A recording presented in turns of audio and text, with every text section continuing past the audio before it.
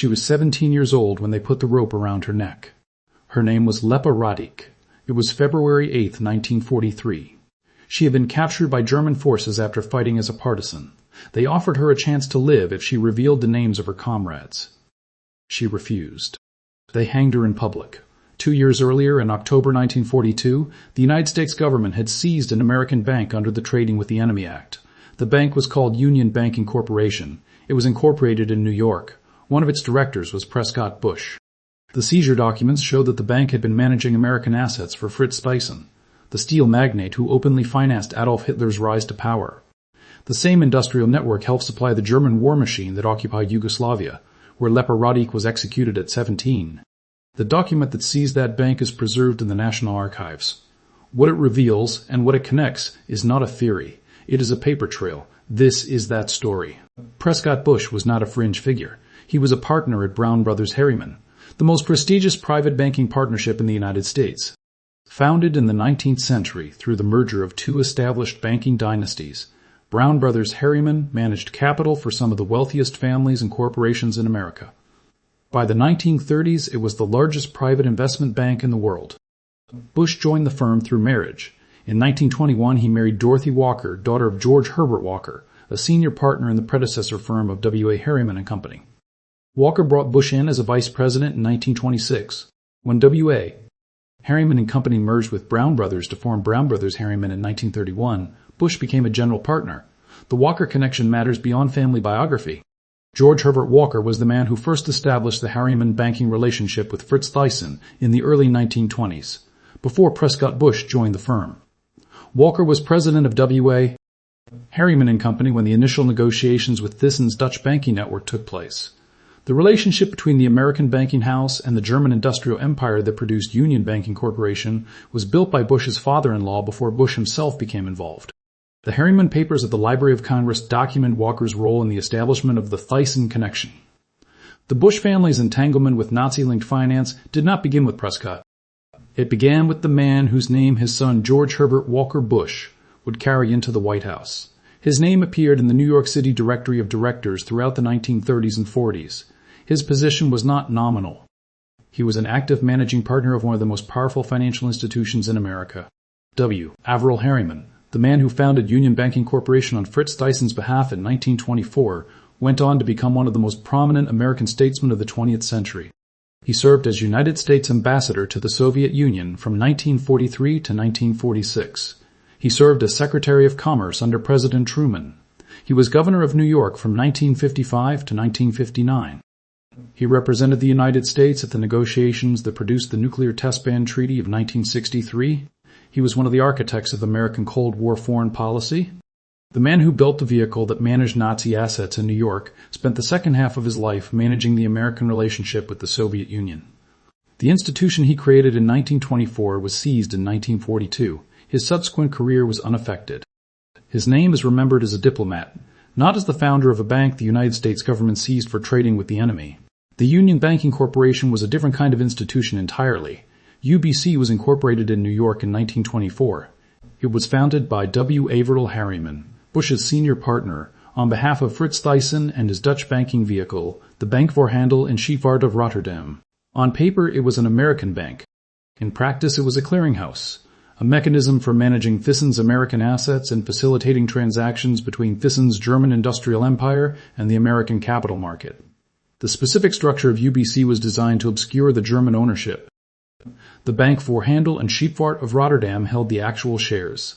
The American directors, Bush, Harriman, and the others, were nominee shareholders. The managing director of the bank was a Dutch-American named Cornelis Lievense, who served as president of UBC while simultaneously maintaining connections to the Thyssen banking network in Europe. The Dutch intermediary was the mechanism through which the German ownership was concealed from American regulatory scrutiny throughout the 1930s. H.J. Couwenhoven, who had met with Harriman in 1924 to set up UBC, held several concurrent positions, managing director of the Bank voor Handel en Scheepvaart, director of the August Thyssen Bank in Berlin, and director of Fritz Thyssen's Union Steelworks. The same individual connected the American banking vehicle to the German industrial empire through three simultaneous institutional roles. Prescott Bush became a director of UBC. The New York City Directory of Directors lists him in this role throughout the period. What the directory did not disclose, and what the subsequent government investigation established, was that Bush, Harriman, and the other American directors were in reality nominees. They held their positions on behalf of Thyssen's Dutch bank. They acted, as the government investigation documented, at the direct behest of their German client. UBC transferred funds, bonds, gold, coal, oil, and steel between its American operations in Nazi Germany during the German military buildup of the 1930s. This is documented in the Britannica account of the corporation based on the declassified government files. The bank also bought and shipped gold overseas on behalf of the Thyssen network. The FBI investigation that accompanied the Alien Property Custodian's inquiry found evidence that Bush and his colleagues had taken active steps to conceal the German ownership structure of UBC from American authorities. The Treasury Department reports and FBI memoranda documenting these findings are among the declassified files that were reviewed by the Associated Press in 2003. The AP's review found that the documents confirmed Bush's directorship and the bank's function as a Thyssen asset management vehicle. The AP also noted, and this precision matters for an accurate account, that the documents do not show evidence that Bush personally directed funds to the Nazi Party or was sympathetic to the Nazi cause. What they show is that he continued to serve as a director of an institution managing Nazi-connected assets after his country had entered the war against Germany. Subscribe now if this is the kind of documented financial history you have been looking for. The paper trail runs deeper than the standard account has ever explained. Here is what the documents establish about why Thyssen's American assets needed managing in New York at all. Fritz Thyssen was not simply a wealthy industrialist with foreign investments. He was the single most important private financial backer of Adolf Hitler's political rise. Beginning not in the 1930s when Hitler was already powerful, but in 1923 when the Nazi Party was a fringe organization and Hitler was an unknown agitator in Munich. Understanding what Thyssen funded and when is the foundation for understanding what Union Banking Corporation was actually doing. Fritz Thyssen was the head of one of the most powerful industrial empires in Europe. His father, August Thyssen, had built the family steel business from a single rolling mill in the 1860s into a vast industrial network. When Fritz took over the Thyssen companies on his father's death in 1926, he simultaneously formed Vereinigte Stahlwerk, United Steelworks, a consolidation of German steel interests that controlled more than 75% of Germany's iron ore reserves and employed 200,000 workers. He was a board member of the Reichsbank. He was chairman of the German Iron and Steel Industry Association. He was among the most powerful industrialists in the world. His first contact with Adolf Hitler came in 1923 through the introduction of General Erich Ludendorff. Thyssen attended a speech Hitler gave and was immediately drawn to his bitter opposition to the Treaty of Versailles and his anti-communist position. The Ruhr occupation by French and Belgian forces in 1923 had radicalized Thyssen. He had organized passive resistance among the Ruhr steelmakers, been arrested by a French military court, fined, and made a nationalist hero. He emerged from the experience convinced that Germany needed a force capable of resisting both foreign humiliation and domestic communist pressure. In 1923, Thyssen made his first documented donation to the Nazi cause, 100,000 gold marks channeled through Ludendorff for what became the Beer Hall Putsch. The putsch failed. Hitler was imprisoned. The Nazi Party was banned. Thyssen continued funding. Through the 1920s, Thyssen provided the Nazi Party with loans and direct contributions. In 1928, Rudolf Hess approached Thyssen directly, explaining that the Nazis needed funds to purchase the Barlow Palace in Munich as their headquarters, what became the Brown House. Thyssen arranged the loan. The Nazis repaid only a fraction of it. Thyssen covered the remainder himself. In November 1932, Thyssen co-organized, alongside the economist and banker Hjalmar Schacht, a letter to President Paul von Hindenburg urging him to appoint Adolf Hitler as Chancellor of Germany. The letter was signed by dozens of industrialists and bankers. Hindenburg appointed Hitler on January 30, 1933. The post-war denazification tribunal in 1948 found that Thyssen had donated approximately 650,000 Reichsmarks to right-wing and Nazi parties between 1923 and 1932. He himself claimed to have given 1 million marks. The tribunal's figure is the conservative documented number, but Thyssen's donations were not the only financial mechanism through which American capital reached the German war machine.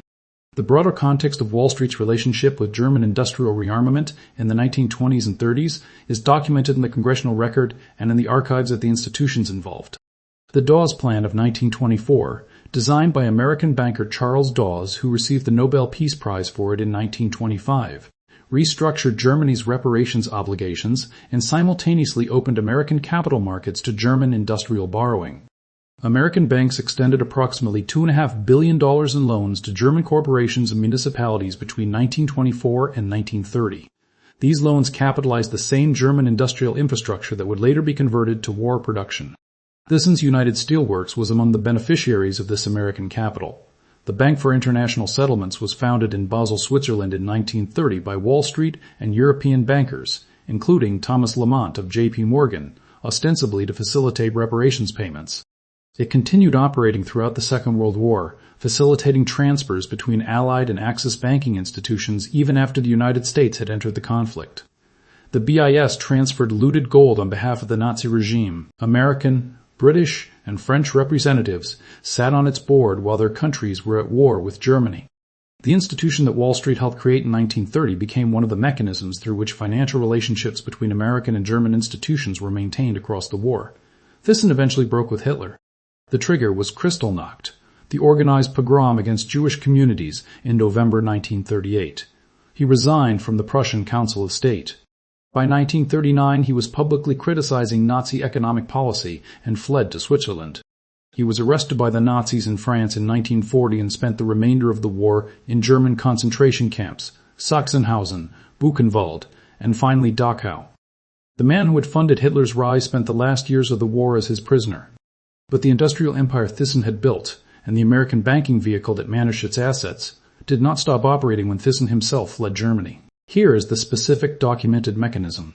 Thyssen's steel empire was not simply a German industrial business with foreign investments. It was the productive foundation of the Wehrmacht rearmament. The steel that built German tanks, artillery, and naval vessels in the 1930s came primarily from the industrial network Thyssen had assembled. And while that rearmament was being built, Union Banking Corporation in New York was managing the American end of the Thyssen financial network, with Prescott Bush listed as a director, while the United States was officially neutral and then after December 1941 actively at war with Germany. On July 31, 1941, the New York Herald Tribune ran a front-page article headlined, "Thyssen has $3 million cash in New York vaults." The article identified Fritz Thyssen as one of Hitler's most important financial backers. It did not identify Prescott Bush or Averell Harriman as executives of UBC. The article triggered a congressional investigation. In August 1942, the United States government seized the first of the Bush, Harriman-managed Thyssen entities, Hamburg, American Line, under vesting order. Number 126, signed by Leo T. Crowley, the United States Alien Property Custodian. Hamburg American Line was a shipping company connected to the Thyssen network. On October 20, 1942, 10 months after the United States had entered the war against Germany, Crowley signed Vesting Order No. 248. It seized the assets of Union Banking Corporation. The vesting order is in the National Archives. The Federal Register document number is 42-11568. It was filed November 6, 1942 at 11:31 in the morning. Homer Jones, chief of the Alien Property Custodians Investigation and Research Division, had sent a memorandum to the Executive Committee recommending the seizure. The memorandum named all 7 directors of the bank. They were Roland Harriman as chairman, Prescott Bush as managing director, Cornelis Lievense as president, H.J. Kuenhoven, Johann Groninger, Ellery Sedgwick James, and Ray Morris. 3 of the 7, Kuenhoven, Groninger, and Lievense, had direct institutional connections to the Thyssen banking network in Europe. 4 were Americans. All 7 names are in the public record. Jones wrote that the shares of UBC were held by the named individuals solely as nominees for the Bank for Handel and Scheepvaart of Rotterdam, Thyssen's Dutch banking vehicle, which was owned by one or more members of the Thyssen family, nationals of Germany and Hungary. The subsequent government investigation found that UBC's books showed it had functioned as a clearinghouse for a dozen Thyssen-controlled enterprises and assets. It had bought and shipped gold overseas. It had transferred funds between the American market and the German industrial network throughout the 1930s. Further seizures followed. The Holland American Trading Corporation was seized under Vesting Order No. 261. The Seamless Steel Equipment Corporation under Vesting Order No. 259. By November, the Silesian American Corporation, another of Prescott Bush's directorships, had also been seized. The Silesian American Corporation deserves specific attention because of what the declassified files show about its commercial relationships. The corporation operated in the Silesian region, the industrial area of occupied Poland that Germany had annexed. In that region, IG Farben, the German chemical and industrial conglomerate, operated the Buna Werke synthetic rubber plant at a location adjacent to the Auschwitz concentration camp complex. IG Farben used Jewish slave labor from Auschwitz in its Silesian industrial operations. The commercial network in which the Silesian American Corporation operated included entities connected to this IG Farben presence in Silesia. The government investigation files on IG Farben, which are in the National Archives, document the Silesian industrial network. IG Farben was subsequently prosecuted for war crimes at the Nuremberg trials, specifically for its use of slave labor. 13 of its directors were convicted. The corporation was dissolved after the war. The Silesian American Corporation's connection to this network is in the declassified files. The files on IG Farben reviewed by the government investigation noted the Silesian American Corporation's presence in the same commercial geography. The precise nature and extent of the commercial relationship is a matter of ongoing historical debate, but the geographic and institutional proximity is documented. Prescott Bush was a director of the Silesian American Corporation when it was seized in November 1942. The government investigation also found, and this is documented in reports from the United States Department of the Treasury and the FBI, that Bush and his colleagues had attempted to conceal their financial alliance with Thyssen. The documents describe efforts to obscure the German ownership structure behind the Dutch banking intermediary. No charges were brought against Prescott Bush or any other American director. The government was fighting a war. Its resources were committed to that fight. The assets were seized and liquidated after the war ended. Prescott Bush received a payment from the liquidated UBC assets after the war. The amount documented in published accounts is approximately $1.5 million, though the precise figure in the primary source record is subject to interpretation. The Office of the Alien Property Custodian administered the liquidation process. Prescott Bush's political career was unaffected. He ran for the United States Senate from Connecticut in 1950. He lost narrowly. He ran again in 1952. He won. He served 2 terms. During his Senate career, the existence of UBC and its connection to the Thyssen network was not a public issue. The vesting orders were in the National Archives. The story was not reported in the mainstream American press until 60 years later, when the Associated Press and The Guardian published their investigations based on the declassified files in 2003.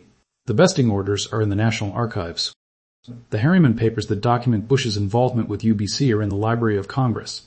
Both collections are open to any researcher. The Wehrmacht that Thyssen Steel helped build invaded Yugoslavia on April 6, 1941. The invasion took 11 days. The country was divided among Germany, Italy, Hungary, and Bulgaria.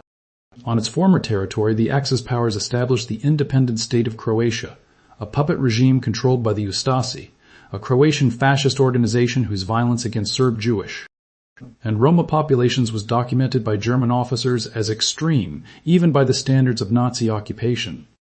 The occupation that followed was among the most brutal in Europe. On October 21, 1941, 6 months after the invasion, the Wehrmacht conducted the Kragujevac massacre in central Serbia. German forces rounded up the male population of the city in reprisal for partisan attacks. They executed between 5,000 and 7,000 civilians in a single day. The victims included schoolboys taken directly from their classrooms. The teachers went with them. The Kragujevac massacre is documented in the Wehrmacht's own operational records. It was carried out as standard German reprisal policy. 100 Serb civilians killed for every German soldier lost to partisan attack. The partisan resistance that formed in response was among the most effective in occupied Europe. It was organized primarily by the Communist Party of Yugoslavia under Josip Broz Tito. By 1942, it had grown into a significant military force conducting guerrilla operations across the occupied territory. Lepa Radić was born on December 19, 1925, in the village of Ganica near Bosanska Gradiška, in what is now Bosnia and Herzegovina. Her family were Bosnian Serbs. She completed elementary school in the nearby village of Bistrica. She was 15 years old when the Axis powers invaded. In November 1941, Lepa Radić and other family members were arrested by the Ustaše. Her father Sveto and her 15-year-old brother Milan were taken alongside her. With the assistance of undercover partisan contacts, she and her sister Dara escaped from prison on December 23, 1941. Her father and brother were not among those who escaped. Immediately after her escape, she joined the 7th Partisan Company of the 2nd Krajiki Detachment. For the next year, she recruited other young people to the partisan cause. She helped organize the harvesting of grain ahead of enemy troop movements so that it would not be destroyed or confiscated. She transported weapons and supplies. She distributed anti-fascist literature. She participated in the Kozara offensive in the summer of 1942, one of the largest Axis anti-partisan operations of the war, during which German, Italian, Ustaše, and Hungarian forces encircled and attempted to destroy the partisan forces in the Kozara mountain region. The partisans suffered heavy casualties but were not destroyed. Lepa Radić was among the survivors. In February 1943, the Axis powers launched Case White, a major coordinated offensive against the Yugoslav partisans involving the Wehrmacht, the SS, the Italian army, and the Ustaše across the mountain regions of Bosnia and Herzegovina. The operation deployed approximately 150,000 Axis troops against an estimated 18,000 partisan fighters. Lepa Radić was responsible for transporting wounded partisan fighters from the Battle of Neretva to a shelter in Grmek. During the fighting against the 7th SS Volunteer Mountain Division, Prinz Eugen, she was captured along with a group of civilians and wounded fighters she was trying to protect. She had fired all her ammunition at the advancing SS forces before her weapon was exhausted, and she was taken. She was moved to Bosanska Krupa. She was tortured for several days. The purpose was to extract information about partisan commanders and the locations of partisan units. She gave nothing. She was sentenced to death by hanging. On February 8, 1943, in the town of Bosanska Krupa, Lepa Radić was led to a wooden gallows constructed in public view. Her hands were tied behind her back. As her captors placed the noose around her neck, they offered her one final opportunity. "Give us the names of your comrades and your commanders. We will spare your life." Her response is documented in the official Yugoslav record and in the account recorded by Duanka Kovačević in Women of Yugoslavia in the National Liberation War. She said, "I am not a traitor of my people. Those whom you are asking about will reveal themselves when they have succeeded in wiping out all you evildoers to the last man." Then she shouted to the crowd gathered to witness her execution, "Long live the Communist Party and partisans. Fight, people, for your freedom. Do not surrender to the evildoers. I will be killed, but there are those who will avenge me." The chair was kicked from under her. The Nazi officer who filed the report on her execution wrote, "The bandit girl hanging in Bosanska Krupa has shown unprecedented defiance. She was 17 years old." The photographs of her execution were taken by the Nazi forces. They were intended to intimidate the Yugoslav population. They had the opposite effect. In 1951, the government of Yugoslavia posthumously awarded Lepa Radić the Order of the People's Hero, the nation's second highest military honor. She was the youngest person ever to receive it. The connection between Prescott Bush's directorship of Union Banking Corporation and the rope around Lepa Radić's neck is not a single document, it is a chain. Thyssen funded Hitler's political rise from 1923 onward. The post-war denazification tribunal documented this. The donations are recorded in the tribunal's findings. The co-signed letter to Hindenburg urging Hitler's appointment as chancellor is in the German historical record. Thyssen's United Steelworks provided the steel infrastructure of German rearmament in the 1930s. The Wehrmacht that invaded Yugoslavia in April 1941 was equipped with weapons and vehicles whose steel came primarily from the industrial network Thyssen had assembled. This is not disputed by any mainstream historian of the period. Union Banking Corporation managed the American assets of that industrial network from 1924 until its seizure in October 1942. It transferred funds, gold, bonds, coal, oil, and steel between the American market and the German network. It did this while Germany was rearming, while Germany was invading its neighbors, and, in the final 10 months before its seizure, while the United States was at war with Germany. Prescott Bush was listed as a director throughout this period. The government investigation found that he and the other American directors were nominees, acting on behalf of Thyssen's Dutch banking vehicle. The investigation found that Bush and his colleagues had attempted to conceal this relationship. No charges were brought. None of this is a theory. The vesting orders are in the National Archives. The Harriman papers are in the Library of Congress. The denazification tribunal findings are in the German historical record. The government investigation memoranda, including the one that named Prescott Bush, are in the declassified files reviewed by both the Associated Press and the Guardian newspaper in the early 2000s. What the documents do not contain is a direct line from a specific bank transfer to a specific execution. The chain has links. It runs from New York to Rotterdam, to Dusseldorf, to Berlin, to Belgrade, to Bosanska Krupa. Each link is documented. The full length of the chain is not a single transaction. What the documents establish is that an American banker sat on the board of a corporation that managed assets for a man who funded the political movement that built the military that occupied the country where a 17-year-old girl was hanged for refusing to give up her comrades. The alien property custodian's vesting orders are in the National Archives in Washington. The Harriman papers documenting UBC's structure are in the Library of Congress. The declassified government investigation files were reviewed by the Associated Press in 2003 and reported in full. The Guardian newspaper published its own investigation the same year. The Denazification Tribunal records documenting Thyssen's donations are in the German Federal Archives. Every document cited in this video is in a publicly accessible institution. Prescott Bush was never charged. He died in October 1972 at the age of 77, a former United States Senator, father of a future president, grandfather of another. Fritz Thyssen survived his imprisonment in Dachau. He was liberated by American forces in May 1945. He was tried in the subsequent Nuremberg proceedings against German industrialists. He was classified as a major offender by the Denazification Tribunal, fined, and given a 2-year sentence already considered served through his internment in Nazi concentration camps. He was released. He emigrated to Argentina in 1950. He died in Buenos Aires on February 8, 1951. The same year, 1951, the government of Yugoslavia posthumously awarded Lepa Radić the Order of the People's Hero. She was the youngest person ever to receive it. The man whose donations funded Hitler's rise died free in South America. The 17-year-old girl who fought the army his money helped build was decorated by her country 8 years after her execution. The vesting orders that seized Prescott Bush's bank are still in the National Archives. The photographs of Lepa Radić's execution are still in circulation. The paper trail that connects them has been open for over 80 years. If this is the kind of forensic financial history you have been looking for, please subscribe to the channel. And if this video changed how you think about the financial networks that made the Second World War possible, share it with someone who still believes the men who funded Hitler's rise were only ever found in Germany. Leave a $sign in the comments if you made it to the end. I will see you in the next one.